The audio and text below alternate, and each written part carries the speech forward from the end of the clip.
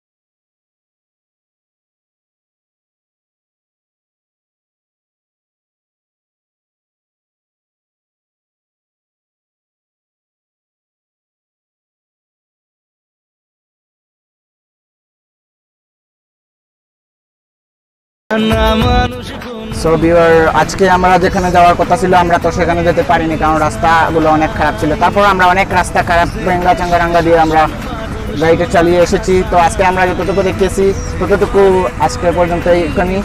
So আমি আশা করি আমার ভিডিওটি আজকে তত বেশি ভালো হয়নি। সো আপনার যদি ভালো লেগে থাকে তাহলে অবশ্যই নিচে লাল লেখা সাবস্ক্রাইব বাটনে সাবস্ক্রাইব করে ফেলুন এক্ষুনি।